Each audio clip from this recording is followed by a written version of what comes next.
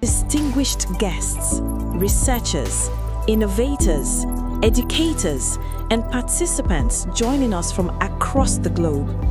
It is an absolute pleasure to welcome you all to today's edition of the Firat STEM Talk. We gather today under the vital theme, From Inquiry to Influence, the role of STEM research in driving real-world impact.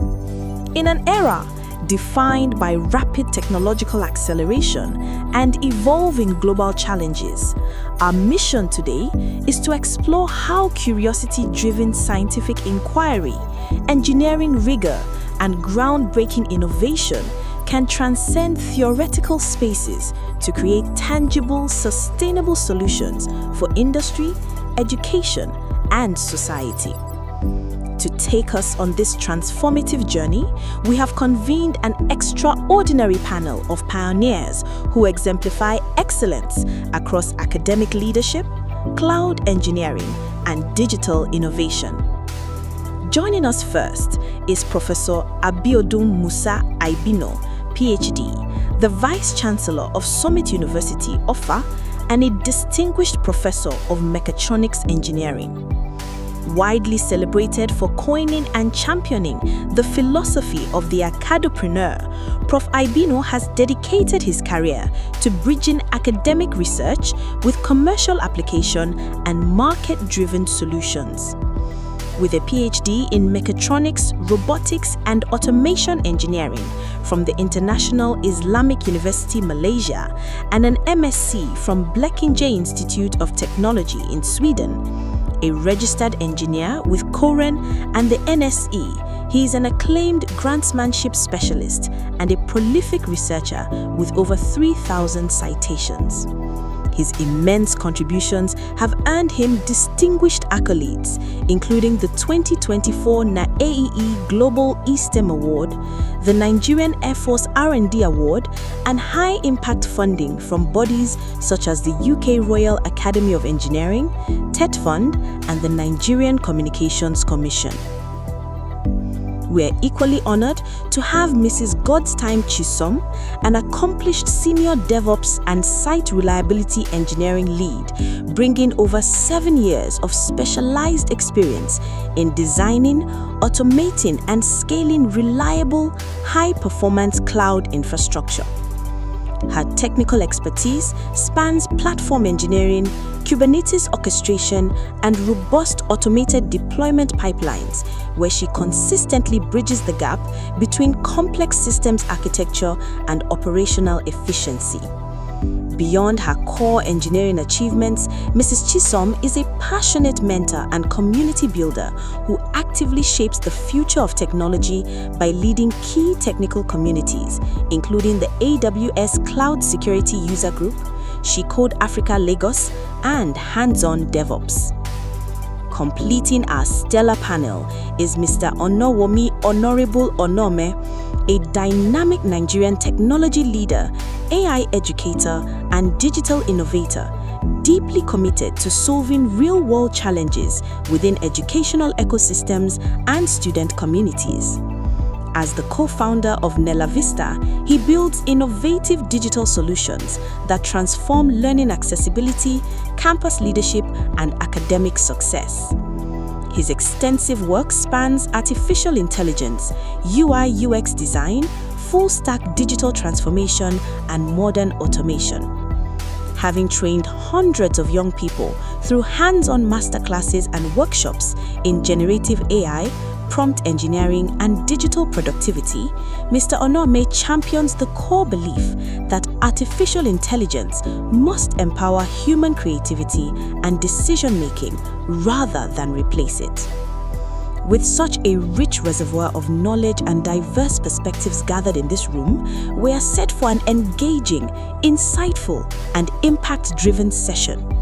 It is now my absolute privilege to hand over the press to our esteemed moderator, who will guide the conversations and steer our panel through today's dialogue.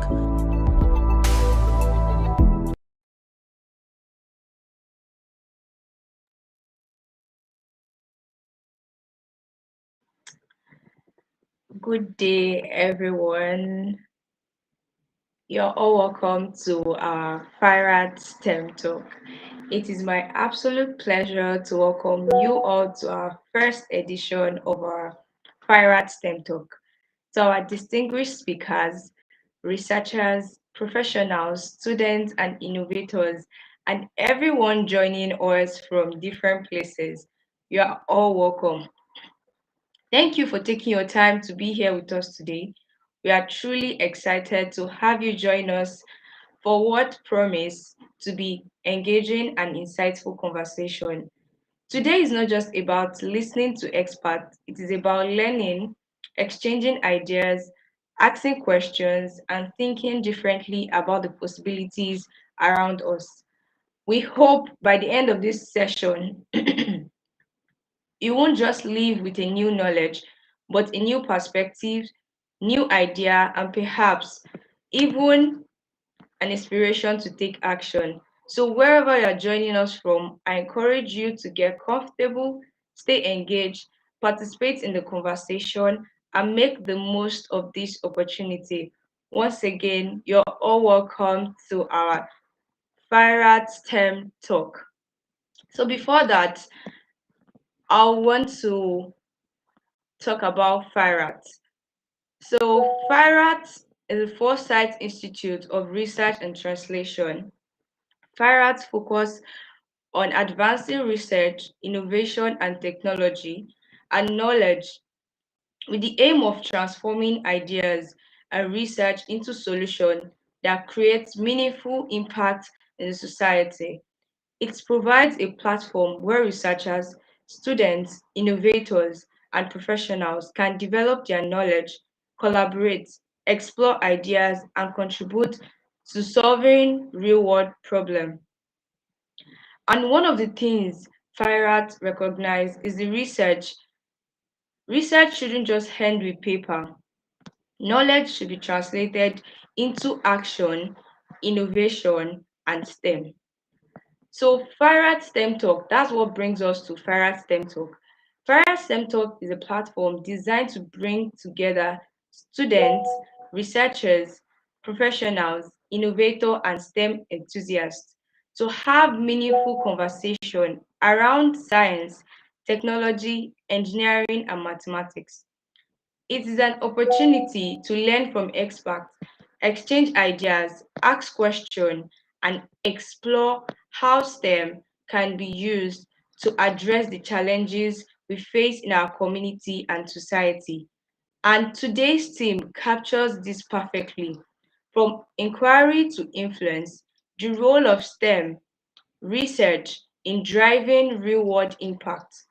We are going to be exploring how we can move simply identifying problems and asking questions to conducting research, developing innovative solutions, and ultimately creating impact.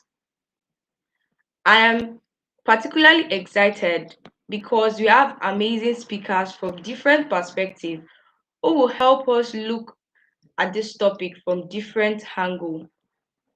Without further ado, I would like to introduce our keynote speaker for our today's STEM talk. Our keynote speaker is a distinguished professor of mechatronics engineering and currently serves as Vice Chancellor of Summit University in Offa. With over 2 decades of experience spanning academia, engineering, robotics, and automation, the telecommunication industry, including experience with MTN Nigeria, he has established himself as a strong voice in engineering, education, and research. Ladies and gentlemen, let us please warmly welcome our keynote speaker, Professor Abiodun Musa Aibinu. You're highly welcome. Thanks a lot, moderator, for that wonderful introduction and rendition of my citation. And it's Yes, my sir. pleasure to be here with us this morning. I will be sharing my experience on this topic today, and especially with our colleagues and listeners and participants around the world. So I will be talking on the role of STEM in driving real world impact. Role of STEM. Uh, and that's what I will be discussing today. Uh, and then let's just go into the business of the day. As I've been rendered or said, I'm a professor and the sitting vice chancellor of Summit University, and also Mogaji and Babadene at the same time. So an opportunity to share my wealth of experience with us today. So, but on my own, this is what I do: mechatronics, academpreneurship in artificial intelligence, spiritual intelligence, borderless learning, and craftsmanship. Those are the thematic areas or area of specializations that I'll be drawing experience from today in order to address the topic before us. Because when you talk about STEM, you talk about mechatronics. And it's not just about STEM only. We must be able to convert academic ideas into business ventures, into solving societal problems. And we talk about academpreneurship. Also, STEM is about AI. Apart from all this, we must be able to solve societal problems and give real impact. Impact goes behind the why, the X, and that's why we talk about spiritual intelligence, which is also another level, another domain of human endeavor. And borderless learning has to do with moving learning, moving STEM from the four walls of a classroom to a classroom without borderless. And the key aspect of it has to do with grantmanship because funding is important to solving societal problems. But before I go further, I need to let us realize that at Summit University, we shall be there, and that's why I'm going to be talking about innovations and inventions, Because when you look at our vision at Summit University, it goes thus: at Summit University of Akwara State, Nigeria, we shall be developing innovations and inventions that will be changing the way we live in our communities. We defend our nations and work in Africa, unquote. When you look at that vision, you will see that our innovations and inventions are germane to society and how we live in our community now. Don't forget the way we defend our nations have totally changed, and the way we work now have also totally changed. So today we are going to be looking at that. And this is the overview of my presentation, from introducing the concept to explaining the fields in STEM and impact across various sectors, and aligning them with SDG and talking about the benefit and the way forward. Let me start with that STEM. STEM is an acronym for science, technology, engineering, and mathematics. And that education has shaped our society, how we solve our problems, and how we build our solutions across various domains.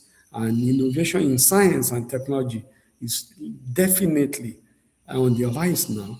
And we now talk about disruptive technology. And Nigeria as a country is investing more, is paying more attention into the field of STEM. So also some other countries around the globe. STEM knowledge is growing across classrooms now and laboratories, but its true value is only realized when it is translated into solution and not just memorizing or quoting number of citations or coming with theories. So that's why, especially for the developing nation. However, there is a big gap between the theory learning of STEM and practical and real-world application. So closing this gap is inclusive to all of us, and we must participate. And we call it inclusive growth, and it must generate enough jobs and lead to national development. That's why this is important to us today. And the objective of my talk today will be, we need to define the scope of STEM. We need to look at the applications. What are the real examples of STEM? And we must identify barriers and then come up with recommendations. So as I've said, STEM is an acronym for what we call science, technology, engineering, and mathematics. And it is an integrated approach to learning. And you combine science with technology, with engineering, with mathematics to build knowledge, and especially answer that curious question that you have been having, and much more importantly, solve societal problems. So STEM is not just for STEM's sake, but for problem-solving skills with real-life impact in the society. And when we talk about real-world impact, we talk about health, food security, industry, society, innovation, and we talk about SDG. So the STEM education landscape is growing, and there is an increase, an astronomical increase in enrollment in science, engineering, and computing programs in Nigeria, taking Nigeria as a case study. And then universities across the globe, we are also expanding our laboratories, establishing innovation hubs and other areas of nature like research centers, workout sessions, and this increase. And then it has led to increase industry interest in graduate ready. We call them graduate ready skills. And then, however, there's still a gap between theoretical training, hands-on problem, and real societal impact or solving societal problems. So the global trend is that most nations are STEM education as the driver of economic growth. And that's why now we talk about knowledge economy. And an emerging field in this STEM include AI, that is artificial intelligence, robotics, biotechnology, virtual reality, augmented reality, and cross-border research collaboration is also accelerating this scientific breakthroughs around the world. So, and that's why STEM field is now becoming indispensable in higher education nowadays and also in the society. And we talk about natural and applied sciences, computing and technology, engineering discipline, mathematics and data science, artificial intelligence, research and innovation, and augmented reality. We must not forget that science drives discovery of medicine, vaccines, and treatment.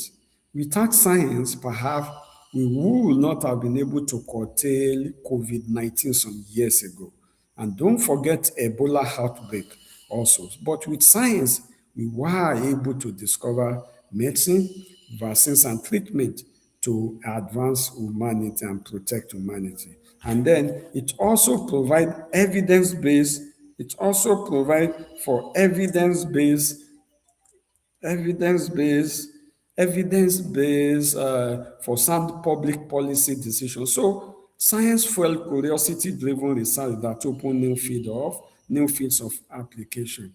And technology is also on the rise. Mobile technology, nowadays with mobile technology, we have been able to connect the underserved communities to service.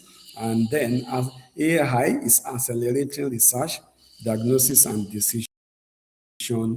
Engineering is about building what works, and then that means that how do we design our road, bridges, power, and water system that society really need.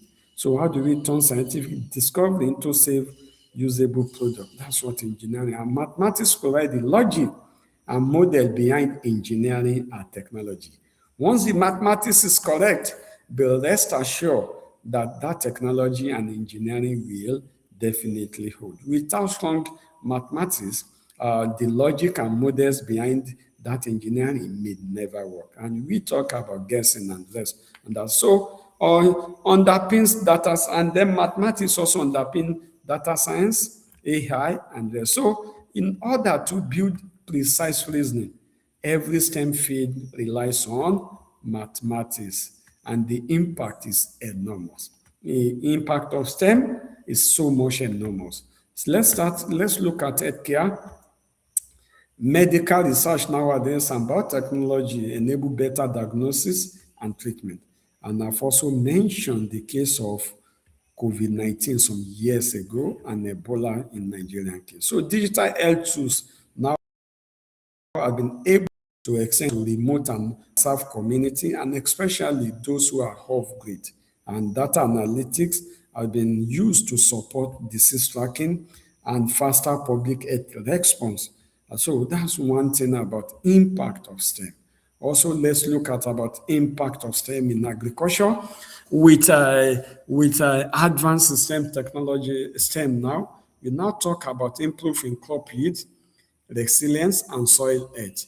And then we are now talking about precision farming so that we can have better market access for farmers. It's not just about planting, it's about giving my farmers access to the market from the comfort of their farm. And then with STEM now, AI, we now have data-driven forecasting.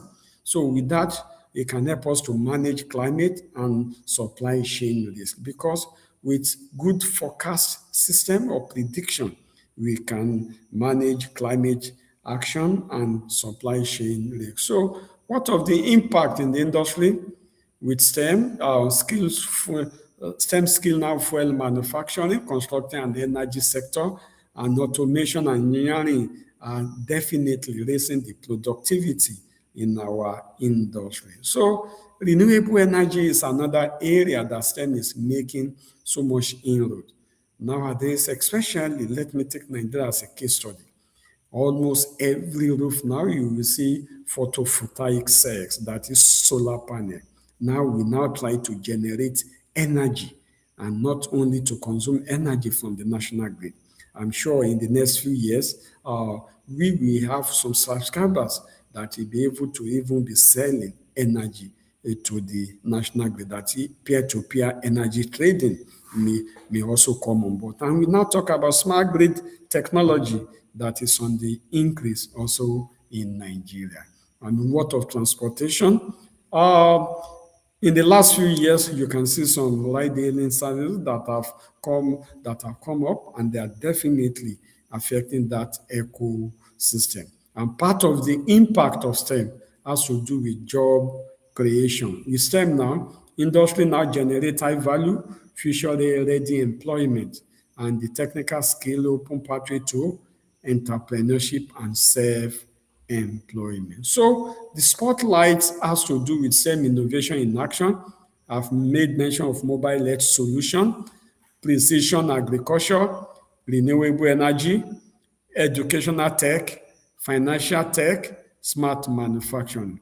Banking has improved now because we now talk about fintech and we talk about providing access to those who will have been differentialized before.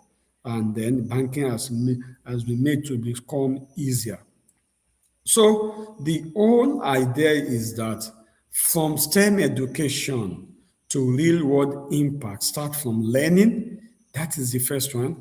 The second has to do with research, because with research, you come up with innovation, and the innovation will definitely impact the society. So what we have here are those 4 steps and 4 stages, that from just learning STEM or from STEM education, how do we impact society? Number one is the research, number one is the learning, and number two is the research, number three is the innovation, and number four is the impact. So what are the benefits of STEM? Number one, strong problem solving and critical thinking skill on the rise. And then we talk about access to high demand, well-paid career path, and then ability to build practical solution to solve societal problem.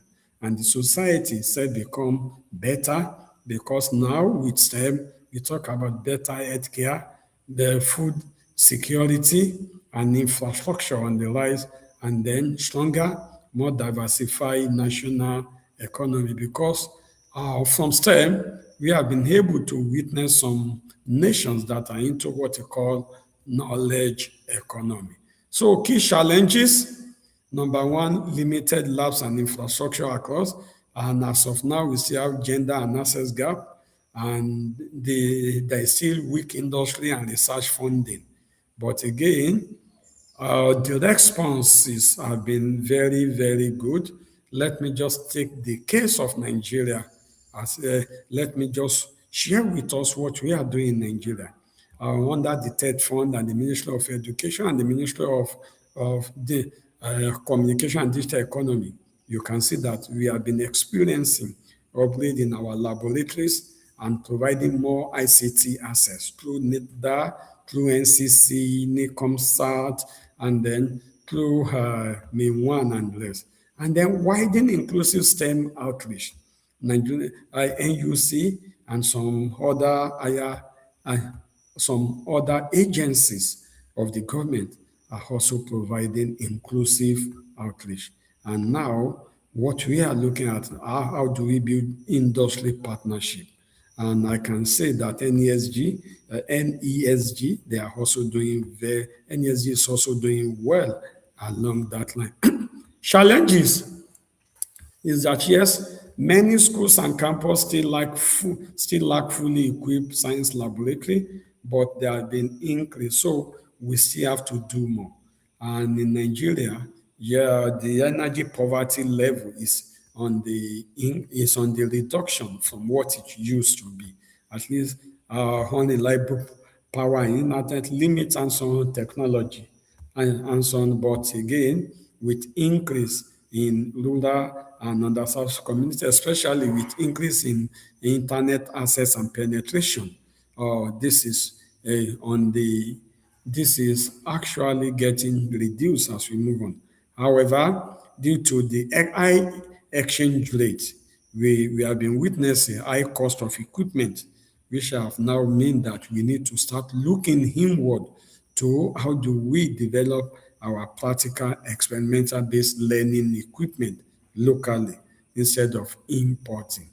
Again, gender and inclusion gap is still there, but with some effort, like at Summit University Offa, and then with the sponsorship of Royal Academy of Engineering, United Kingdom, on a project called Artificial Intelligence for Female in STEM. That are, that that effort is one of the numerous efforts that is reducing that gap in gender in the field of STEM. I made mention of AI for heifers, artificial intelligence for female in STEM, sponsored by Royal Academy of Engineering, and another one, artificial intelligence for women in aquaculture, also sponsored by IDLC. And so again, the gap is reducing, but we need to do more. And there is still socio-cultural expectation that still discourage girls from pursuing STEM in some areas. Awareness, we must increase awareness. And then we have also, part of what we are doing is we have introduced mentoring scheme, especially few, some of these mentors, though few, they are still few in number, but they can serve as role model.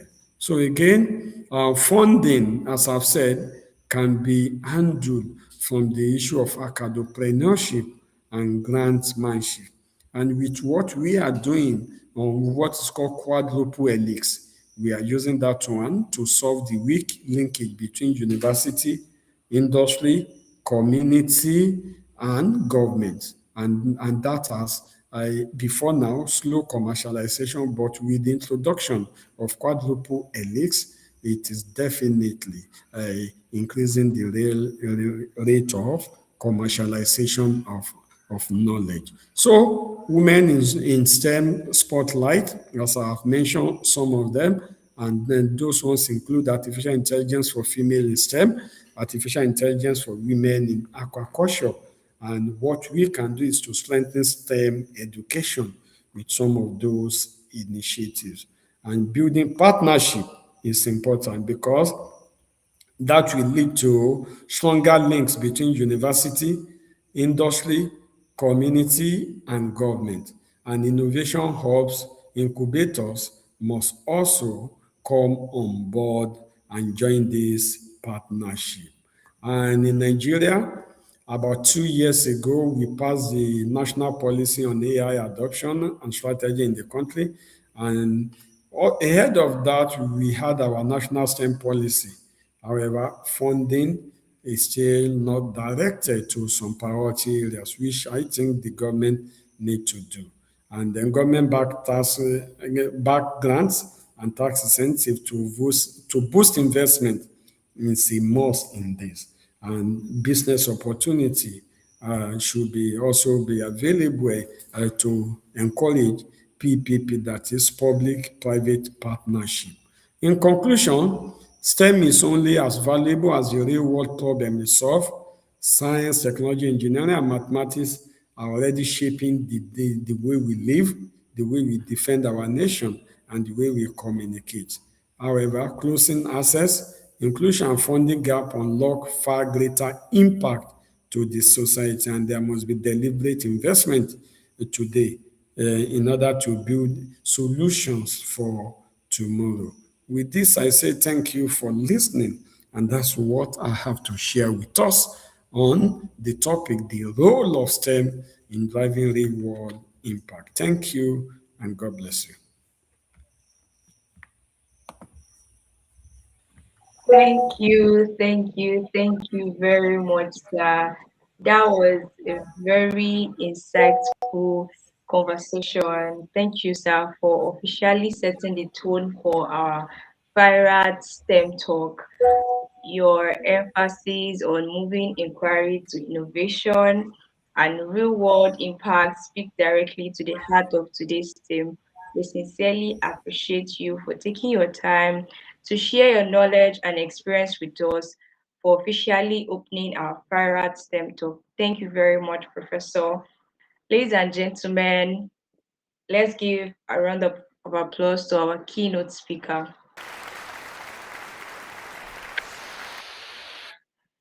Thank you very much, sir. I'll just pause here to bring together the key message we've heard today. One of the things that really stand out in STEM is not just about it happens in class or laboratory. STEM is about taking knowledge and turning it into practical solutions that improve people's life. We have heard how mathematics provide the foundation for many STEM fields and how that knowledge is now applied through data science, artificial intelligence, engineering, biotechnology, and digital technology. And the impact is already visible across society. For example, in healthcare, STEM is helping us improve diagnosis, strengthen medical research, track diseases, respond more quickly to public health challenges. In agriculture, we are moving beyond simply planting and harvesting to precision agriculture, better soil management, climate forecasting, supply chain management, and improved access to markets for farmers. We're also seeing impact in transportation, education, banking, manufacturing, and energy. Technology is about changing how people move around our community. EdTech is transforming learning, while fintech and digital banking are making financial services more available and accessible to us. And most importantly, it is giving us the real world impact. Thank you very much, sir. We really appreciate that, sir. Thank you so much, sir. Furthermore, we'll be moving to our first speaker for today. So I'll be introducing her now.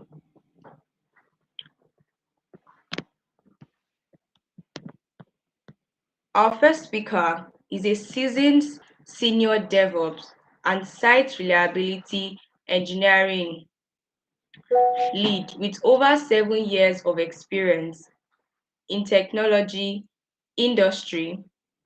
Her expertise span cloud infrastructure, platform engineering, automated deployment pipeline, with particular strength in connecting complex system architecture with operational efficiency. Beyond her technical expertise, she's passionate about mentoring and developing the next generation of technology professionals. She's actively involved in building and leading technical communities, including AWS Security User Group, She Code Africa Lagos, and Hands on DevOps.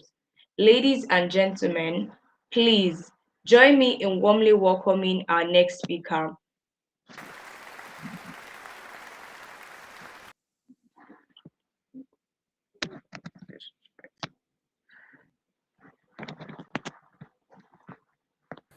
Mrs. Godstime.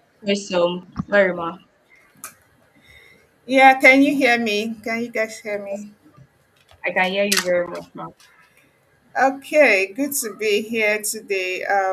Trust everyone is doing great.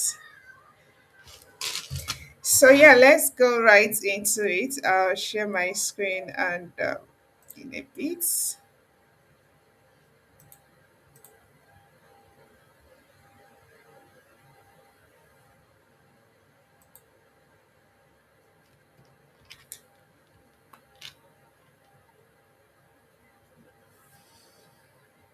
Okay, so today we'll be chatting. It's going to be more of a discussion. So I would also appreciate our inputs on the charts. However, I don't know if I'll be able to see those, but yeah.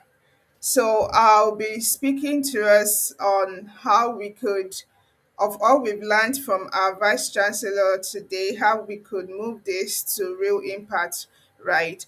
My name is Godstime Chisom, and I work with InterSwitch as a senior site reliability engineer. And yeah, you can always reach me via my website at godstimechisom.tech. So today, what are we talking about with regards to STEAM? First, I believe Vice Chancellor was able to do justice around STEAM, so I'm going to take it lightly. Just I'm not going to do so much details around it, but let's understand the concept of STEAM. So first off, we have the S, the T, the E, and the M, and they all represent different branches in which you build today.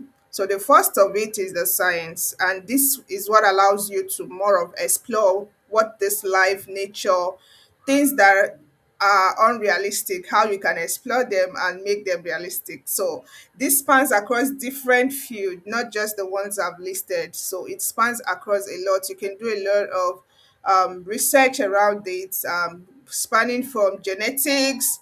Today, one can really tell you that I am of this genotype, I'm of that blood group. These are because some set of people, scientists, have gone beyond us to do that research to understand the differences in our body system. So, in the medical side, science is a lot to there's still a lot more grants to discover in vaccination. The reason why a lot of us are still very healthy today is because there's a lot of vaccinations we've taken even from the younger age till today. Even currently, just few years ago, the world was battling with COVID, and today we're free, right? So there are a lot that is happening around science. And the next, which is the T, is technology, which is where I would even dwell more on. But on technology, what is it all about? It's all about using that knowledge, whatever, wherever this knowledge is coming from, be it from science or from any other field, using that knowledge to create tools, systems, and solutions that really impact our lives today. And from even having this call, it's a product of what the advancements that technology has brought in, the internet, the phones we use today, the fact that you can store your pictures in the cloud, you come back 20 years later with another phone, with another device, you're still able to access it. Communication, I'm sitting somewhere very far away from you, but you can hear my voice, you can see my picture, you can see my image, though you cannot touch me, but it feels like we're in the same room together. So technology has gone a long way to advance how we deal with each other, how we relate with human problems, and it's still advancing. There are still greener fields around here to explore. So we have also the middleman. I like to call that the middleman because in every word, the pronoun, the the letter that stands that gives more meaning to most words is what again? The vowel E here stands like the guy that gives meaning to the word stem. If we have STM, it doesn't really make a sound, but with E, so in engineering part of things, why I like to explore more or talk more of engineering as the guy that brings things to life, they don't, not only that tech brings things to life, they build those things. So when you talk about engineering, you're talking about building, bringing those things physically. So even in technology today, those devices you're using to communicate have a larger branch of it with engineering bringing these things to life, the machines, the technical things that you can actually feel and touch have a lot to do with the engineering part of STEAM. So if you're the kind of person that wants to really go hands-on, you can be hands-on with technology, you can be hands-on with science, you can also be hands-on in mathematics. But if you really want to do things and produce them and see that, you have to go deeper into engineering. So they kind of push that boundary between science and side of STEAM and bring them to life. So it's all about building. You're trying to create something. You're trying to turn that research that a scientist has made. You're trying to put it into a system that we could feel and touch. So let's go into the last one, which is the mathematics. This somehow looks abstract to a lot of people because of the logic, the calculation, the model, but trust me, it's deeper than what we think it is, and it is very, very important. So this part have a lot to do with how even those systems, even the technology, even the scientists, how they put two and two together. We're still talking maths, right? How they're able to figure out the logic around it. And this is why most time when you're focusing on STEAM, they put mathematics as compulsory, because it helps you think broad, it helps you use a larger part of your brain, it helps you learn how to put one or two together. A lot is going on in data analysis today, a lot is going into mathematical modeling, a lot is going into statistics today, that at the end of the day their output is what technology improves on to give you what you can feel and touch from the engineering part of things. So all of them, I feel they have their connections, they all work hand in hand. However, today I want us to be able to identify where we can start with, where we can impact from, where we can create our own impact from. So I don't know if we have access to the chat. I want us to uh, drop me a chat of that STEAM research or even a product that you're very familiar with or you are very curious about. For me, while you're dropping that, for me, at some point I was very curious about how Google did their Google Maps. Right. I keep imagining, does it mean that they had to use a plane to fly around the whole nation to be able to map to the extent that even your streets, you could locate your street in Google Maps. Sometimes you even see things like pictures of that street, maybe an old picture. So it's something that kind of raises my curiosity, like how did these guys do this? What kind of research went on to that? How did they come about people being able to find their location just from their phone? You're able to drive to a particular place, somewhere you've not been to before. You can easily just turn it on, put in the location on the map, and the map takes you right there. So it's for me, it's a research or a product that is very fascinating to me. Even till today, when I still think about it, I feel like this must be a lot of work, and there are 1,001 of them out there. Even the internet, the communication, how did they go about all of that? The aspect of robotics, the aspect of AI that is becoming the thing for today. So I don't know if you have access to the charts. Okay, the chart I see here, I see a thumbs up. Tell me that team project that makes sense or keeps you worried or keeps you bothered or keeps you thinking till today. So on this on this sketch here, you can see maybe I cropped out a lot of on this side is more of medicine. On this other side, we have a lot more on engineering, renewable energy. There is solar we have today. These are projects. 5G, 6G, data science. What part of this team really gets you thinking?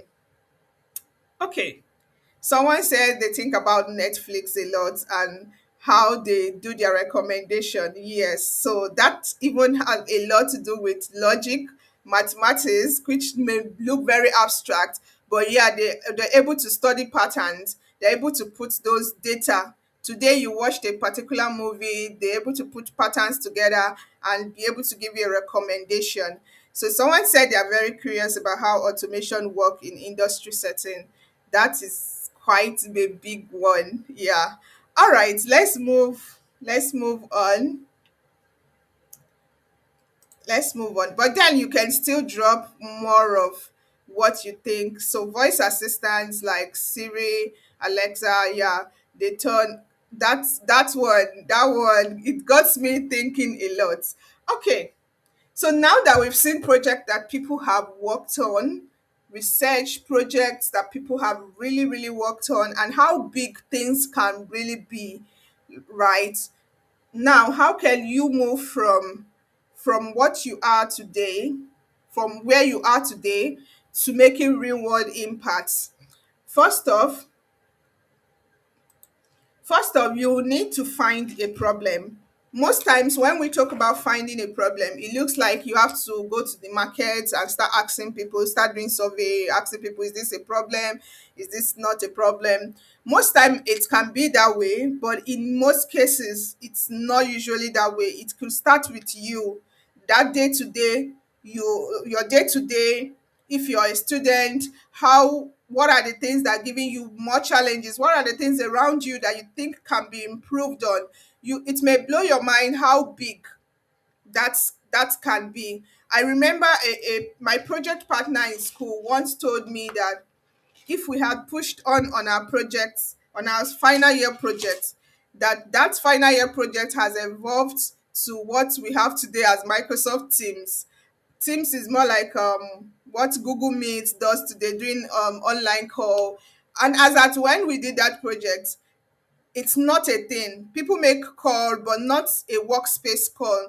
So then we did a project where instead of you calling your colleague to just send a message, if the project is all about you having a workspace, and within that workspace, you can send a message, you can send a call, you can do a call, you can share files, and that files is still in the confine of the organization without you having to share organization's personal data over a system that is not theirs or is not secured, or sharing information outside the organization.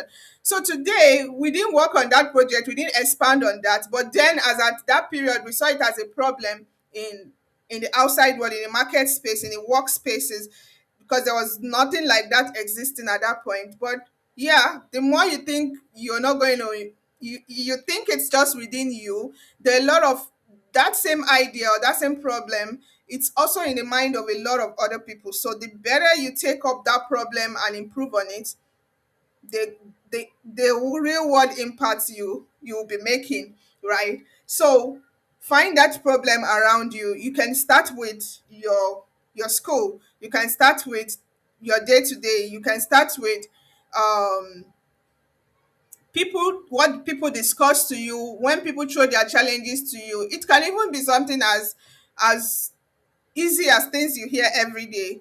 If this is a problem someone reports to you every day, then why not push it off? Okay, let's move a bit further. Then you can start doing a research around that problem. If it's a problem to you, and you, by the time you're done with your research, you saw that you're the only one facing it, maybe those people are not seeing it, or maybe it's not really a problem or maybe it's a you problem, right? But then for you to really make impacts to the world, it has to be a problem that from your research you can tell that, okay, you can get a percentage of people that are actually facing, even when they don't know about it as a problem, right? So when you find a problem, make sure to do your due diligence, research around it, see how it impacts people, see how you can solve the problem. So solving the problem does not mean, if it's a problem that spans across science, across engineering, and maybe you're into say it's a problem around engineering and you're into maths, that is where collaboration comes in. It most cases it doesn't have to be solo. You don't have to say, oh, because I don't have the capacity to do this, let me relax. No, that is when you can start collaborating with people in that field and get someone with. So let's go further. We would see how best we can solve problems like this. Okay, so still on how you can really make real impact. Like I said, problem, curiosity can also help you find a problem. So you can be curious about something. Like some of us said in the chat, they're curious about voice assistant, how this thing came about. There could be more around that. There could be more around Netflix and the way it does computational patterns and the way it's able to bring two and two together. You could also use that same curiosity to solve another problem. It may not now be narrowed down to the Netflix. It can be narrowed to some other thing. Maybe it's something that requires pattern recognition, study human behavior and what they would most likely want. Google's also uses the same. Most cases when you've done a lot of searches on Google, by the time you're trying to type the same thing, it picks that recommendation from what people have typed. Say you type ABR, from what's most likely it's going to be, it can give you something like abstract or meaning of this. Okay, you type a word and it will give you options like meaning, where to find. Those are because it have studied the pattern that most time when people search for, say, cup, they're either wanting to buy a cup, They are wanting to know how cup works, what the image of cup looks like. So these are curiosities of people, and they're able to use it to improve on their own products. So your curiosity is not something you should ignore. Another thing is to make that inquiry. So when you're curious about something, you can improve on it, make it, and understand, which takes us into what I call research. So your research is not just that paperwork you do in school. Try to document it. It can go beyond that. It can go beyond you documenting your curiosity or documenting your inquiries around things. You can broaden it to become something, to become a product, right? So the next is for you to build knowledge around that. So you cannot start building a product until you have that knowledge around, or solve a problem until you have enough knowledge. So while your research compounds into knowledge, you can also do an extra knowledge gathering. And most times, knowledge gathering can go beyond you. It can be within you and forming a team. So wherever the strength of the team lies, someone can have their strength in maybe the science part, someone can have their strength in computational mathematics. So it's for you to build a team. Oh, this curiosity, and from the inquiries and research I've made, I think I will need someone who is into engineering. Then you begin to build a team around that and build your knowledge base more. Okay, then you can think of technology.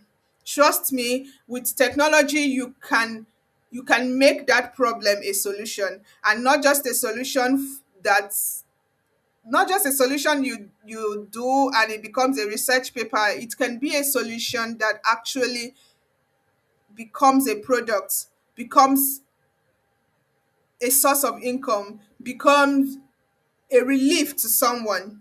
Let me say, for instance, people are going through maybe a medical problem, and you've been able to make that search, and you're able to do gather knowledge and build a technology around it that could help people. It could not even be the technology that solves the problem. It could be the technology that brings people to the knowledge that this exists, this solution, or this whatever you and your engineering team have been able to come out, that this exists. You can use technology to create awareness of it, or even use technology to solve the problem actually. So there are a lot more you can bring in into this flow.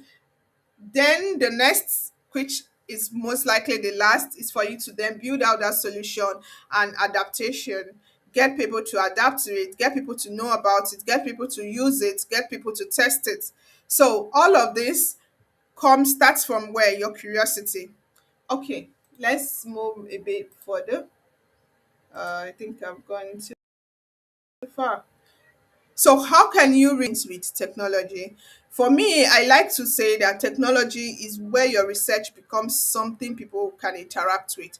So whatever you have built, all from your curiosity down to making that research, technology is that point where you start making that what people can interact with, what people can use. And trust me, the future belongs to who. We're going to find out at the end of this class where the future actually lies. So with technology today, you can make your thoughts become a product. You can make your thoughts become a solution. You can make your thoughts, your curiosity, a problem, a solution. You can use technology to improve on all of that. Let's say next. So technology is not that problem itself, but it is a tool that you're going to use to solve that problem. And technology is a very broad topic to start with. It's a very, very broad topic. So today, at the top of all, AI is topping the charts. But I like to restate that AI is not new. AI is just becoming, there's more awareness, or someone once said that AI got richer. So there's more awareness in AI now than before. I remember taking AI as a course in school back then, 2011, 2012. I remember taking a course called Artificial Intelligence, and I believe it's still within our undergraduate courses for computer science. So it's not new. And even within those courses, you will see that the materials that was used for those courses were not recently published. They were materials, lecturers, books from lecturers, and people who have done research around AI for a long time. So AI just maybe recently got richer, more money, and people are now able to really use it and improved, right? So AI is not new. However, it is one of a technology tool that can help you really solve real problems. I want to believe the next speaker is going to deal more on that. So AI can help you a lot. It can go beyond just you prompting a chat to building an actual product. Another part of technology that you may want to explore is mobile. So when you talk about mobile technologies, there are a lot around that that could help you solve a problem, could be a tool for you to really solve a problem. The web technology, it's also there. There are quite a lot that I didn't even mention here. The blockchain aspect of things. So there are a lot around technology that will be that tool for you to implement your solution, implement that product that would help you make real impact. There is data cloud, which is also a very broad topic. There is Internet of Things, which is the IoT. That on its own is also very robust. There is data, there is automation, there is cybersecurity, there is data analysis, there is quite a lot and a lot more part of technology. So I want you to see technology as a tool. And what can this tool help you do? It can help you build, it can help you test, it can help you improve, it can help you scale. Say you have a solution around, let me use something that is common, but then there've been no solution. Say you're very curious about maybe cancer, for instance. Cancer is on the health side of things, and your curiosity led you to want to build something, maybe even awareness, how to get people to be aware when they have symptoms, right? That could be a problem you're solving. A lot of people do, but they do have that disease, but they don't know what the symptoms look like.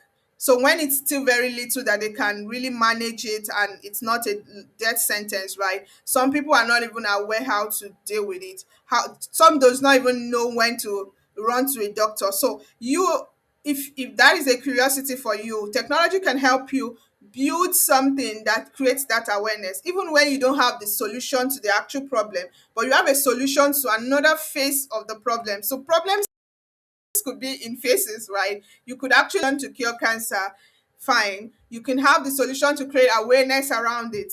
You can have the solution to tell people, educate people around it. So it could be different. So technology comes in here to help you build. You're able to build something that solves that particular problem you've niched down to solve. You're able to test this. You're able to test it with people, not like using people as your case study, but then you're able to get people to see how this works. Is this really a product that should go out there? Is this really a solution? Do people really have this problem, or it's just a me problem, right? So you're able to do run that test or that research with technology. You're also able to improve on it, more like iterate through whatever you built, and you're able to scale from it. So by the time you have millions of users adapting to your technology solution, you can then start scaling it out, start making it robust enough. I believe some of us who started using Facebook back then, the interface you have today is not what it used to be. There've been a lot of improvement. They've scaled Facebook from just being that social media to being a business tool, to being a tool that pay people today, to being a tool that you can place your adverts on. So yeah, that is the scaling part of things. By the time it's becoming so big, you begin to think of scaling out and how this can make life better for the next person. So this brings me to the end of my talk today, and I would like you to remember that the future is not just about who knows the most. So it's not about the knowledge you have today. It's not about how you can do it for today, but then it's about this problem you're able to solve and the impact you made. So while you're still on this class, begin to think of that problem you're going to solve, and that will be the impact you would make. Thank you.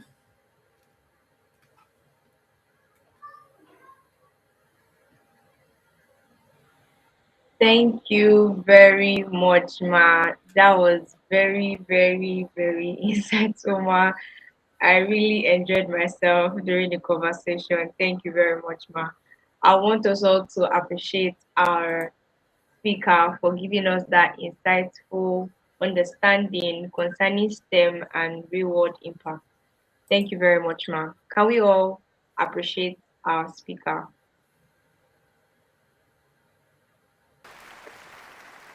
Thank you very much. So, the key takeaway will be Yeah. our broke down the four pillars, that is the science in terms of discovery and research, technology in terms of tools and solution, engineering, which is building the system, the mathematics, which is logic data, emphasis emphasizing that they don't work in isolation but they are deeply interconnected. Then she took us through the curiosity to solution. That is the core message was that innovation starts with curiosity. How did they do that? That is, curiosity identify real world problems like data security or vaccine distribution, which leads us to research and finally to technology that people can interact with. The goal is impact. That is, research isn't complete until it solves a problem and gets adopted by people. The optimal measure of success is creating a tangible solution that improves life. Then the call to action that she gave us was that we should find out problem that is that exists, then use STEM principle to build the solution that others will eventually use. Thank you very much, Ma. That was a very, very insightful conversation. So, furthermore, we'll be moving next to our second speaker for today, who is a tech leader, AI educator, and a co founder of Nila Vista with expertise spanning artificial intelligence, web development, UI UX design, automation, digital technology, digital technology. So, okay, I can see their questions. Okay, okay, I can see their questions. Okay, we'll take that. We'll take that like very soon. We'll take the questions very soon. We'll take the questions very soon. So our speaker focuses particularly on leveraging AI powered tools to improve learning, student engagement, and campus life, making technology more accessible and useful in everyday experience. His experience brings a very important perspective to today's conversation, not just about technology, what technology can do, but what we can use technology and AI to create meaningful solutions and empower people. Ladies and gentlemen, please join me in welcoming our next speaker, who is by name Mr. Onome Onovwiome. You're welcome, sir.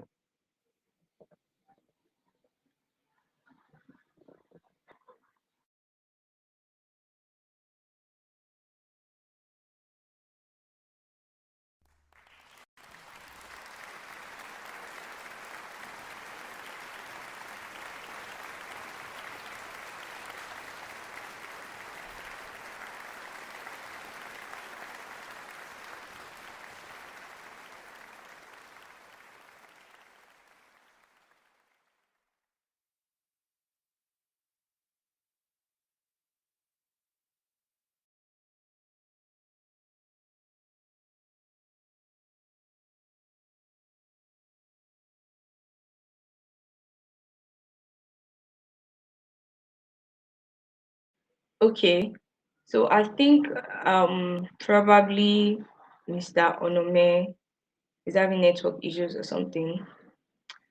So while we're waiting for him, we can just take a few questions for Mrs. Chisom. I don't know if that's okay with you, Ma. And us taking few questions now before Mr. Onome joins us.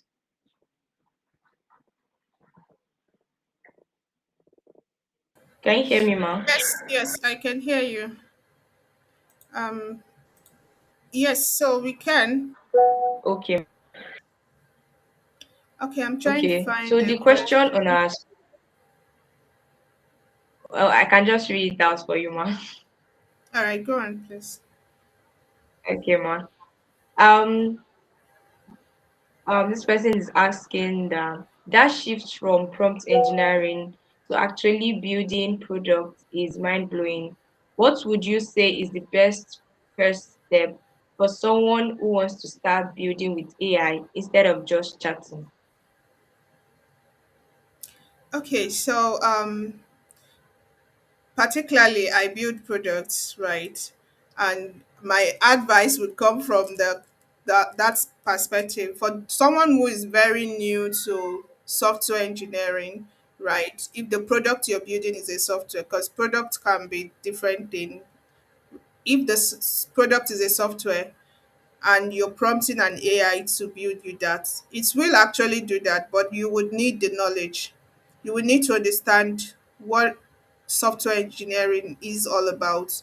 What is the flow you need to follow? You need to have your products documents. We call it PRD, product requirement document. You need to have sketched out the product architecture. So all of that kind of positions you to first off gain an understanding of the product. Else AI will just build to you. It's more like a garbage in, garbage out. Yeah, it does some thinking, but then it will leave out some security protocols, some necessary things, and make suggestion based on what you have told it. So for me, I would say if you're moving from just prompting AI to like hello, there's a problem, define this, explain that, and you're now moving into telling I want to build a system that maybe I can't place my mind on any now, but maybe a system that creates awareness for a particular problem. AI is going to build you maybe a website, right? It will just build you a website. But if you then have that curiosity, already have what you have in mind, or you've already sketched out what you have in mind, then passing it on to AI would make more sense. It's going to build you that robust product you have in mind. However, the flow may be slower because you're going to take a lot of iteration. Maybe you didn't do it the way you want. So, yeah, the first step there is to understand that product, understand what you're trying to build, understand the other part of that problem you want to solve. Do that inquiry, follow that flow chart that I showed us, do your research, learn, gain knowledge around that product. That will help you build a better product than just pushing it to AI to build. So yeah, but does AI build? Yes, it does.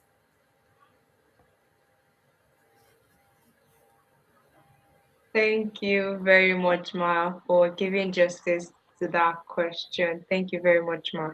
So we'll just take this one, like before we move to Mr. Onome. So this person asked now, when you have a great idea, but you don't have all the tech skills yet, where do you start from? Where do you start? Do you learn the tech first, or find a co-founder?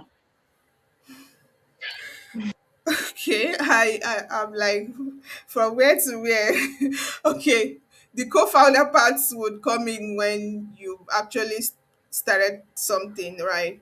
If you have a great idea, you don't just go and look for co-founder because you're more likely going to push everything to the co-founder. Yeah, there are cases where you can, maybe your own skill is on marketing or your own skill is on operation, managing people, and you want to be um on that side, why your co-founder is not going to be a tech person or something. But yeah, when you have an idea, I wouldn't say go find a co-founder. First of all, understand your idea. Know what define those your technical skills that you say you don't have. Is it what you need for that idea? If it is what you need, maybe you can learn a little bit before you jump into building and getting a technical person. But yeah, these days AI makes learning easy as well. So you may go through understanding the foundation and AI will do the other skill set for you. But I would not undermine the knowledge part. You have to have that knowledge. Even if you're getting a co-founder or collaborating with people, let's not put it as co-founder. You can collaborate with people who have that tech skill and bring them on board. Not necessarily co-founding. Co-founding is like a big word in the picture, right? You can collaborate with people and see how you guys can work together to bring this to life.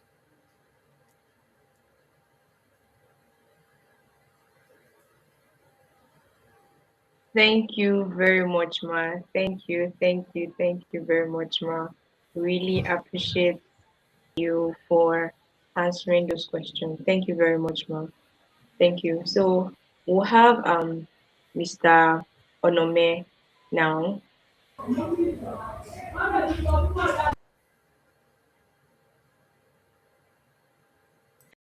honoring our invite and for joining.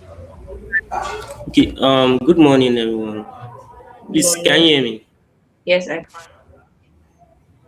All right, my name is Honorable, and I think I'll be moving swiftly because of time. So, basically, I was speaking on the theme which says from inquiry to influence, the role of STEM research, and I'm speaking on the architecture of what if.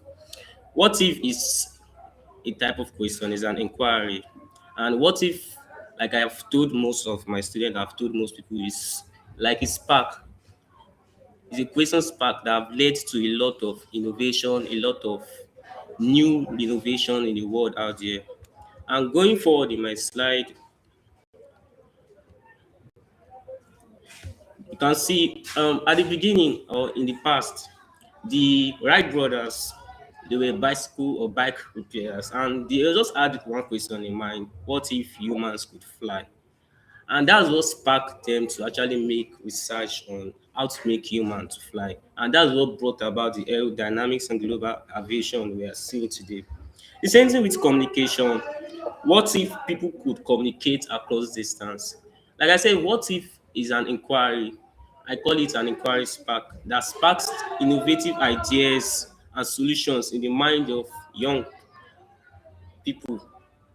Another thing, our present day, what if machines could learn? And that's what brought about artificial intelligence. So influence does not begin with an answer, it always begins with a question. And so far, we have seen how that question has sparked even innovative idea and innovative inventions. So we have the spark. The spark is the inquiry, the courage to challenge the status quo and ask better questions. Don't say just because everybody is let me give you an example now. In the past, everybody was using button phone. When the CEO of iPhone actually came that he wants to introduce screen touch phone. That is phone that don't have buttons. It was most people laughed at him. They saw him differently. They scorned him for thinking differently. And today, that's what basically what we are using, because they had this idea of a phone should look like a keyboard and a computer, but he had the confidence, the courage to actually challenge the status quo, and that is what the inquiry, what if can do. Then we move to the engine. So it's one thing to have a question, it's another thing to have the engine to actually run it, and that's where STEM and research comes in, which is the mathematical and scientific rigor required to test this hypothesis. Because your what if your questions are just hypotheses, and for it to actually run, for it to be brought to life, you have to actually make research, and that is where STEM and research comes in. Then we go to text contextualization, adapting global technology to distinct local reality. You look around you, what technologies are available, what systems are available that can use to bring this to life.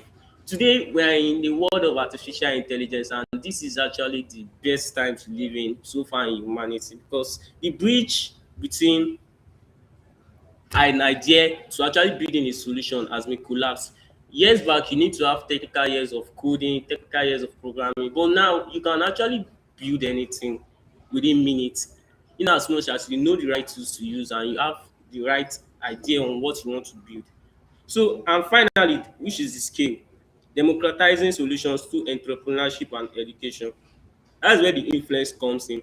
When you have brought this your ideas to life, you democratize the solutions through educating people how to use it, and you can also use it to start your own entrepreneurial journey.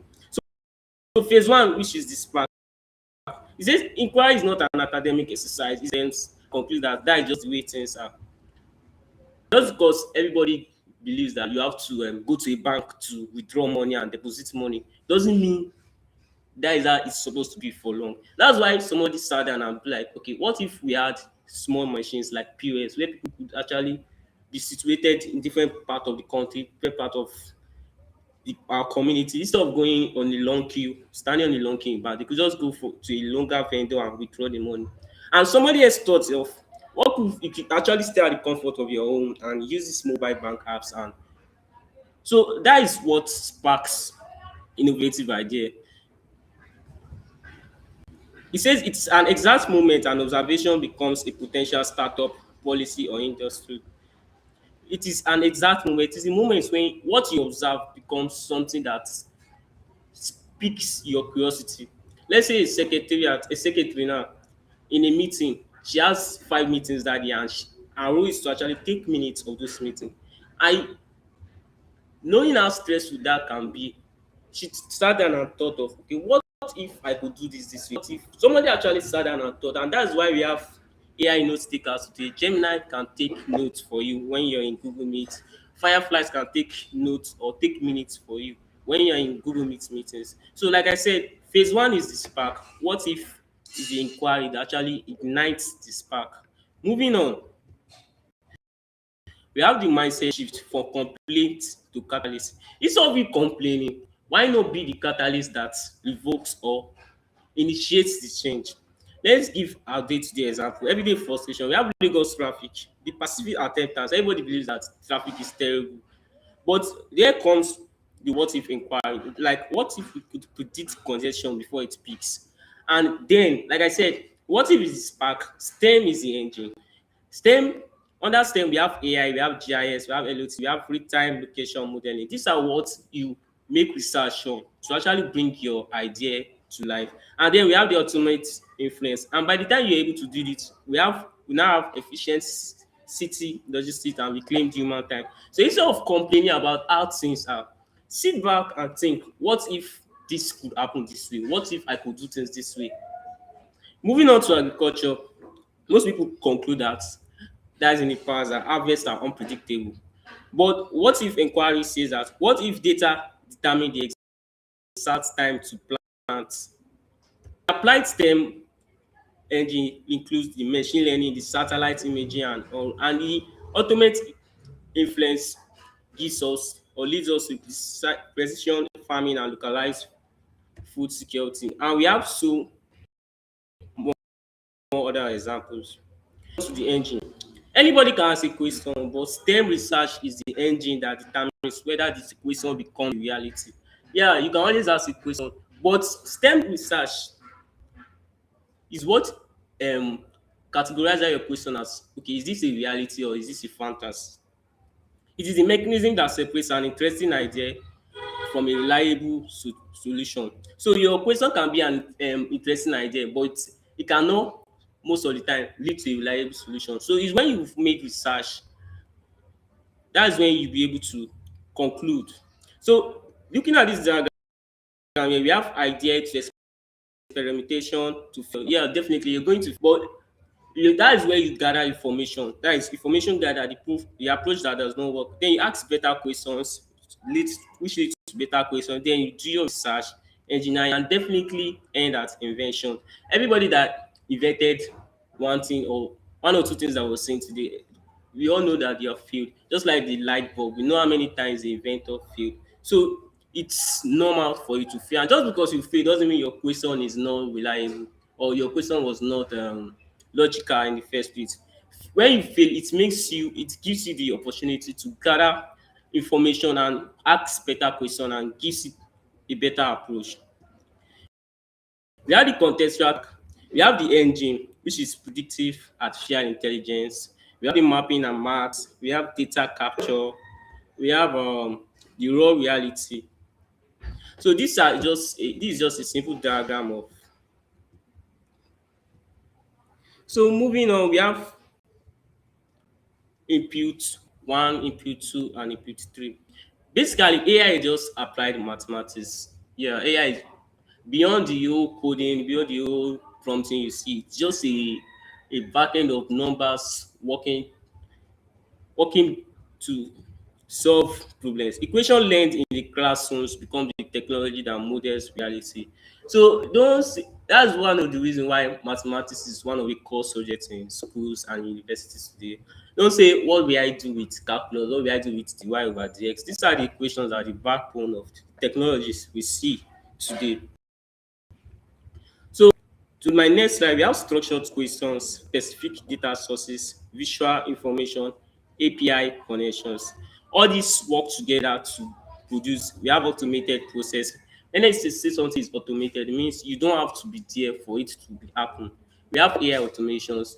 Most people send emails by themselves manually every day. But when you understand AI automation, you discover that there are a lot of things that AI can actually do for you without you having to stress yourself. You have structured minutes and decision. There's no matter how good you are in taking minutes, you cannot take minutes better than AI.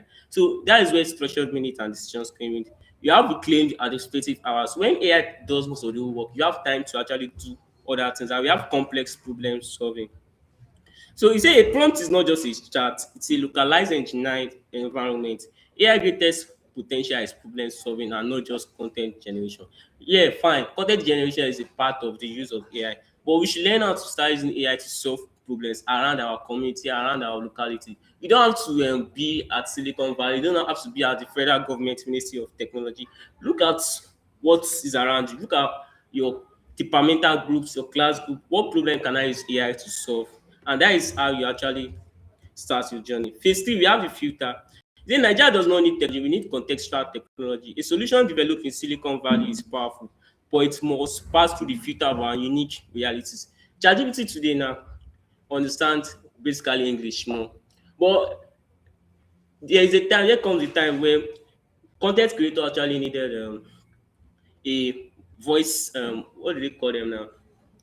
A text to speech AI, and all the AI models there were basically on English. That was when I think his name is Afis from Unilag. He thought that okay, what if I could create an AI model that can actually convert text to speech in our local dialect? And today we have Yan GPT. Yan GPT can convert your English text to Pidgin, Yoruba, Hausa, Igbo effortlessly. So this is the contextual technology we are talking about.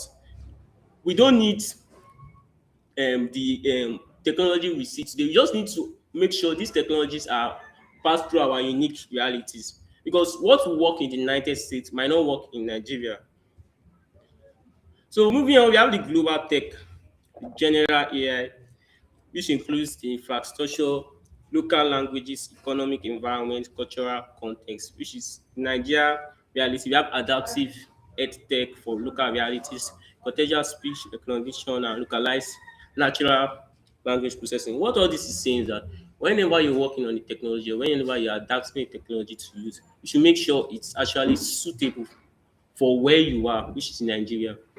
Just because something worked in another country doesn't mean it will work in the next country. You have to understand where you are, where you're coming from. The same thing, just because an app made wave in a school doesn't mean it will work very well in your local community school. You have to make sure it actually solves their problem and it's contextual to the reality that they are in. We cannot simply import technologies out there. We must develop the capacity to solve our own problems. We cannot just simply use all the tech that is coming from, yeah, we are still a developing country, but we have to learn how to start solving our own problems by our own self. That is the only way we can actually move forward. Phase four, we have the scale. Research that never leaves this page have limited impact. So influence occur when a localized knowledge becomes a systematic change. So it's one thing to do research, it's another thing to scale that research. So doing your doing your own process, you have to make sure when after you're doing research, you actually act on that research.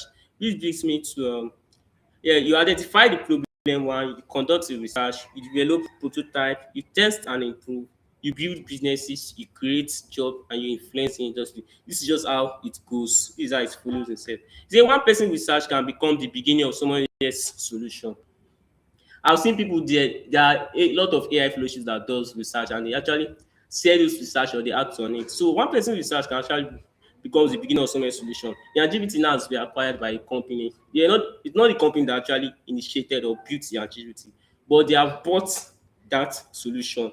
So you say the African tech catalyst, companies like Flutterwave and Paystack emerged from exact pipeline. They identify frictions in payment and digital infrastructure and ask, can this be done differently? Democratizing access to the future. Research creates knowledge, but education distributes it. When a student learns responsible AI, when professionals learn automation, when entrepreneurs gain access to computational tools, the influence multiplies exponentially. So redefining reward influence. Impact is influence, and one of the benefits of influence, you help to create jobs, we help farmers make better decisions, we help students understand the difficult concepts, we save an organization hundreds of administrative hours, prevent a problem from happening even before it happens, we make daily human life easy. The African opportunity, what the consumer mindset will always be, what technology can we import? How can AI help us use existing system? Consumer research produce help. Why the mindset I want us to have is the builder mindset. Which what technology can we create for ourselves? What new system can Africans build with AI? And what can we contribute to global research? Our unique challenges are laboratories for innovation. Our limitations force creativities. Our unique challenges, the challenges we face daily as Nigerians are what should spark innovations, and our limitations as a country as a whole or as a continent as a whole is one of the things that should force creativity. You say influence is a catalyst, not an end point. Look at your university today, look at your community, look at your provision, your profession, look at your community. What if? Ask better questions, research those questions vigorously, influence your community. Inquiry without action remains an idea, and the next solution Nigeria needs might not begin in a laboratory, it begins with you. So that brings me to the end of my speech. So, like I said, the basic thing I'm trying to pass here is the architecture of what if. So I'll leave you with this. When you go back, when you whether you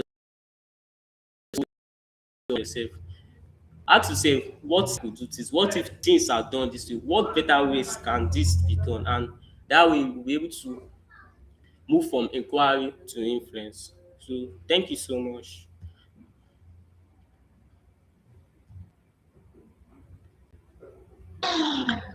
Thank you so much, sir. That was very, very insightful. Thanks for taking us on a journey of that. We really appreciate. Thank you so much, sir. So furthermore, You're we'll welcome. be taking questions. Yeah, this is your opportunity to ask questions, share your thoughts, and learn directly from our speaker. So if you have questions, feel free to drop it in chat so we can take it. So I can see few questions here now. The first one is saying, what are some practical examples of community problem that AI could help us solve? So, Okay, practical examples of community problems and AI co-episode. Like I said, I'm not in audio community. It's problems that are indigenous to your community. Let's say the student community where you are now, you yourself know how your courses are being um handled, you know how tests are being handled, you know how the examinations are being handled, you know the problems students face daily, you know the complaints, the general complaints students face daily. These are the data you use to work with. I cannot give you a blueprint and say this works for everybody. Everybody has different issues. Every community has different problems. So you around for the data that you can actually use to actually move from inquiry to influence. I hope I'll be able to answer your question. Yeah, thank you very much, sir. So we also like to hear Mrs. Chisom idea concerning that question, ma. Like what practical examples of community problem that AI could help us solve?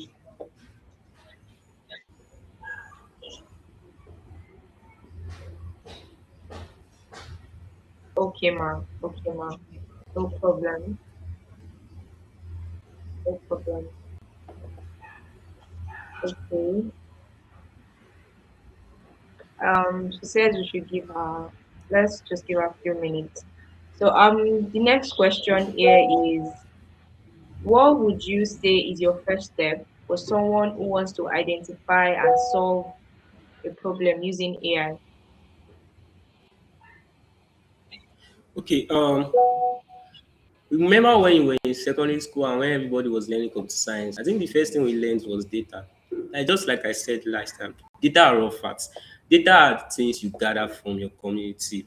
Let's say you want to solve the issue of still thinking of an example. But like I said, data are raw facts you gather from your community. Those are the data you work with. Let's say a student community now, and we say probably students don't let's say there's an online platform where lectures are being dropped, but those lectures students don't know where those lectures will be dropped. Is the probably the class reps or class governor that normally drop it on class, but you know sometimes we are humans, we may forget. Sometimes the HOC might not be online or the class rep might not be online to drop this information. You think of, okay, what if I could create an application, a website that contains these courses, and when it's time for these courses the lecturer can upload it and set the time itself, and there's an notification that goes out to every student, either email or message, that okay, there's a lecture by so so so and so time. And this is one of the ways you can actually solve problems, because first you have a question in your mind that okay, what if you can actually like know the right time for these lectures, and actually then you move to the STEM, that is the research process. You research on how to actually make this idea a reality. Then you filter the ones, that is if you failed, what sources you've gathered, you filter it, and you actually can able to solve that particular problem.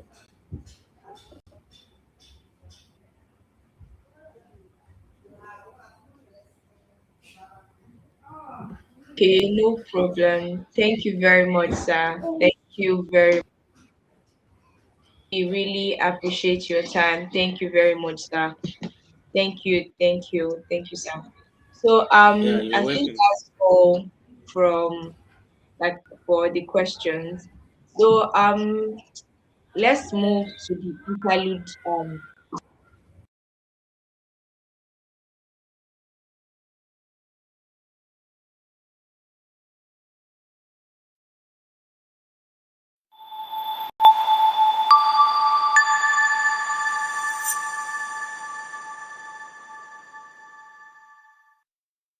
Our most complex crises are accelerating. Global temperatures are rising, and new pathogens are emerging faster than ever. Yet, in response, we are generating millions of academic papers each year. We have an entire army of the smartest people on Earth proposing brilliant answers to these exact problems. But if you look around, those answers rarely make it out of the laboratory. This happens because of a chasm innovators call the Valley of Death. A researcher might make a groundbreaking discovery, but pushing that theory into a viable commercial product requires capital and momentum that usually dry up halfway across. The root of this bottleneck is structural. For decades, academic institutions have rewarded scientists almost exclusively for publishing their findings in prestigious journals, not for building deployable technologies. If we continue to measure scientific success purely by citations and peer reviews, our most vital discoveries will remain permanently trapped on library shelves. Historically, pushing physical hardware from a theory to a market-ready product is agonizingly slow. Take early solar technology in the 1950s. Moving from those first rudimentary cells to commercial thin-film solar panels required 30 years of grinding research and development. It ultimately survived because a temporary shortage in traditional silicon components opened a brief window for a new alternative. Or look at wind energy. Engineers spent over a decade slowly refining the geometry of turbine blades. testing and iterating until they finally arrived at the bend, twist, and flat back designs that allow today's massive rotors to capture wind without snapping under the pressure. Relying on decades of friction, trial and error, and sheer luck is an outdated model. The timeline of modern global crises simply outpaces it. To honor the public's investment in research, we have to engineer deliberate systems that actively strip the friction out of the innovation pipeline. That engineered acceleration starts by removing the human friction from the process. Initiatives like the National Science Foundation's ART program and Australia's CSIRO On Prime operate differently than traditional grants. They aren't passive funding sources. They act as aggressive training camps for academics. These programs force researchers out of the laboratory to learn direct stakeholder engagement. They mandate rigorous market validation, demanding scientists figure out exactly what end users actually need before writing another line of code or mixing another compound. By rewiring how academics approach their work, these institutions ensure that research is pulled forward by actual market demand, rather than being pushed blindly out of a lab.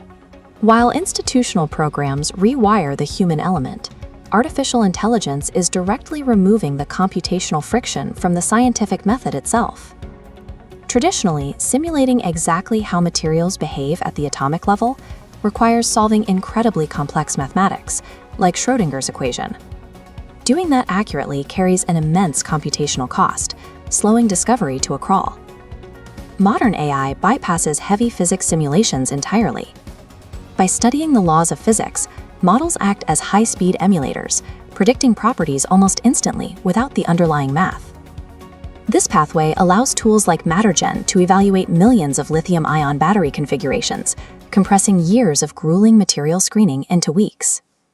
The same logic applies to human health. AI tools like TamGen analyze the geometry of proteins to rapidly design target-aware molecules, accelerating the hunt for treatments against aggressive, drug-resistant diseases like tuberculosis. These computational tools do not replace the ingenuity of the researcher. They simply shrink the massive stretch of time that normally sits between a hypothesis and a testable physical prototype. We are now seeing what happens when you combine that institutional support with raw computational speed. Aerospace researchers successfully transferred space-grade materials into commercial aviation, creating the FACT system to safely optimize airport operations during severe winter storms. In medicine, an initiative called AI Hubber has taken advanced diagnostic and triage algorithms and deployed them directly into the hands of first responders working in some of the most isolated locations on the planet. This acceleration even extends to public policy, where AI platforms like Dragonfly Thinking have transitioned from academic concept to active tools, helping governments map out highly complex strategic decisions. From aerospace to emergency medicine, these successful deployments prove that a modernized translation pipeline works, allowing us to actively repair distinct vulnerabilities across society. Rigorous physical experimentation in the lab will always be the ultimate entourage scientific truth. It confirms what is real, but it can no longer be the final step. We must embrace a new standard for the scientific social contract. The ultimate arbiter of scientific success is a tangible impact on human lives. Pairing institutional training with AI emulators allows us to bypass the bottlenecks that once kept a single breakthrough stalled in the lab for 30 years. In this new era, a published paper is just a milestone. The scientific process only truly concludes when a technology moves beyond the laboratory and begins solving the specific problems it was designed to fix. Thanks so much for spending some of your time with us today. We build these videos for you, so your feedback is our compass. What's one subject you've been wanting to see a deep dive on? Let us know in the comments section. We read through your suggestions to decide what we film next. Don't forget to subscribe and turn on notifications so you don't miss our next upload. Stay curious, and we'll talk to you in the comments.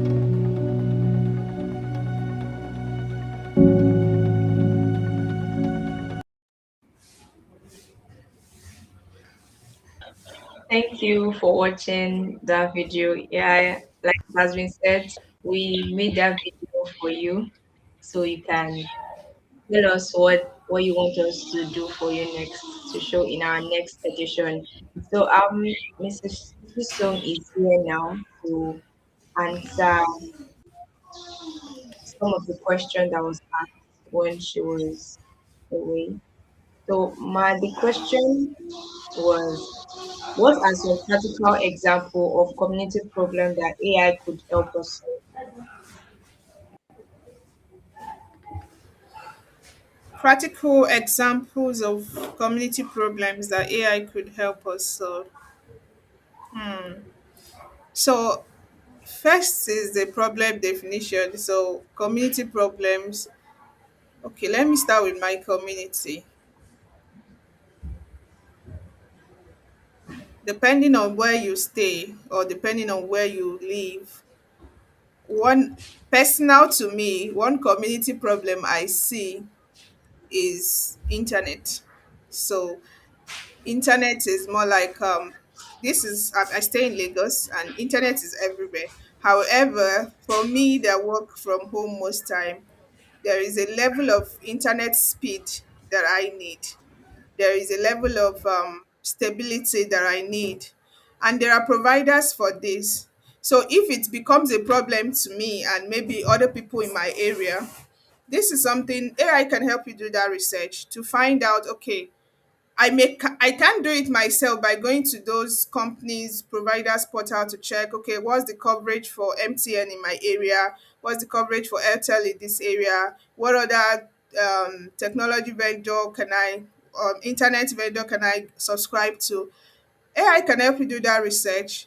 And if I'm more curious and passionate about it, I can start building a product that at least before you look for a house or before you go into a place, it will detect for you the capacity of or the strength of a network connectivity around that area. It could tell you, okay, you're more better with MTN if you're going to Ikeja tomorrow. Even things like weather forecast. So these are like it's for you to really define that problem. That's why I started with. I think the question is lying more to a problem definition. So if you're able to define that problem, then you now know what you want AI to how you want AI to come in. So if you want AI to come in to become your internet provider, then that may now start moving you to engineering. You start building a product on how to provide stable internet. But if what you're looking for is informational, maybe you want AI to tell you, notify you, or build a solution that just keep people informed, then it's more of a software problem you're solving. So you can create a software that does that informational state. So depending on what the problem is, but I just gave you one example. I don't know if it answers the question. Yeah, it does. Thank you, Ma. So the other one is, what would you say is the first step for someone who wants to identify and solve a local problem using AI? You want to identify, you identify first before you solve. So if you've not identified it, one thing I learned and I also rephrase to people is most time AI will not do the thinking for you. You really want to think, you really want to at least think out. So the part of identifying, I don't think AI is in that position yet. It would get there where it can look into your environment and start identifying problems. But most time when you prompt AI to identify problems, it will still identify based on the information you have or you have given it in the past or it has gathered learned from people. So that part of identifying the problem is still human. It's still for human to do. So like me now, I just brought up one problem I think is my challenge, which is most time my network is stronger in a particular place and a particular time. In fact, I learned recently that once it's 11 o'clock, I just get cut out from MTN 5G. So for me, once it's 11, I just switch to another network provider. So that's me identifying the problem. I don't think AI would ever identify that as a problem because it doesn't know I have that problem. So, the part of identifying, the first step is for you to identify, and you have to do it yourself. But the solving the problem using AI can be relative based on the problem that you've identified. So, that first step is to identify, and it's a you thing. You have to do it yourself. So if it's a Thank you. problem, it will not be hard to identify because it's disturbing. Problems are not comfort. Yeah. So Yeah, thank you very much, ma. Thank you very much, ma. So I would like us to give a round of applause to our speakers. They have given justice to every single part of the topic for today. We really, really appreciate them. Thank you very much. Thank you very much, sir. Thanks for honoring our invite. Thanks for wanting to give back to us. Thanks for wanting to give back to the younger generation. So, as we come to the Thank end you of very much. today's conversation, one message stands out. Research should not end with discovery, it should begin with a journey towards impact. From the question we have asked to the problem we investigate to the solution we create, STEM research has the power to shape communities, influence industries, inform policy, and transform lives. As young people in STEM, we should not be afraid to ask difficult questions, investigate the problem around us, think beyond laboratory or classroom. Our idea have the potential to become solution, and our solution have the potential to create last longing change. So on behalf of Firat, we sincerely appreciate our speakers, our attendees, and our speakers for sharing their knowledge, experience, and insights with us today. And to everyone who joined us, thank you for being part of this important conversation that matters. We hope that as you leave today, you're not just inspired to ask questions, but you're also empowered to turn your questions into research, research into solution, and solutions into real world impact. Until our next STEM Talk edition, keep questioning, keep researching, keep innovating, and most importantly, keep creating impact. Thank you everyone for joining. Have a wonderful day. I remain your moderator, thank you. Bye, Omolore. everyone.